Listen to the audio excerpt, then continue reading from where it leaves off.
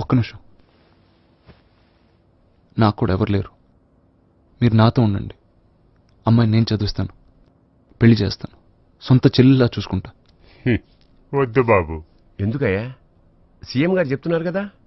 మాకు నమ్మకం లేదు దొరా, ఏం అనుకోకు. సీఎం కన్నా పెద్ద ఎవరు లేరయ్యా.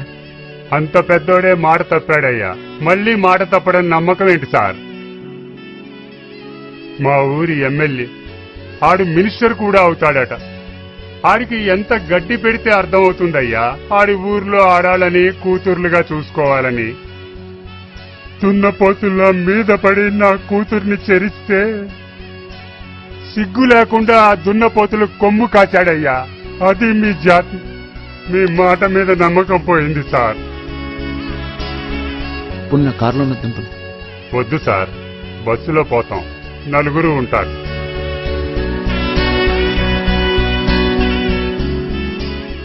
మనం వాళ్ళకి న్యాయం చేయగలమా? చట్టపరంగా ఏమీ చేయలేం సార్. చట్టపరంగా కాదు ఉమేష్. ఓ ఫ్రెండ్ గా do me favour, kill him.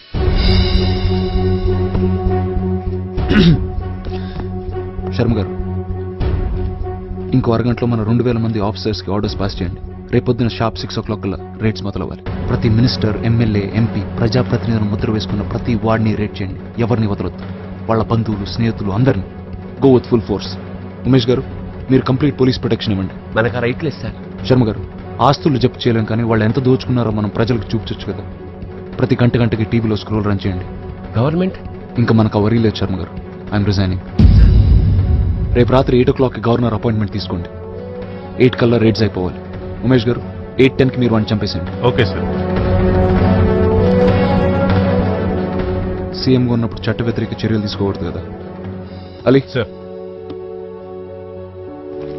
ఒక్కసారి ఆలోచించండి సార్. ఒక అమాయకురాలైన ఆడపిల్లకి న్యాయం చేయలేని సీఎం ఉంటే ఎంత, ఊడితే ఎంత శర్మ గారు.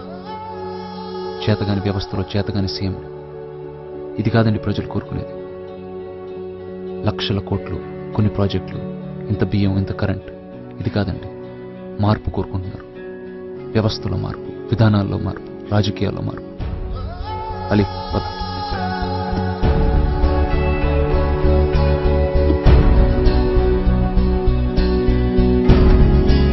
మీలో ఒక లీడర్ ని చూస్తున్నాను సార్.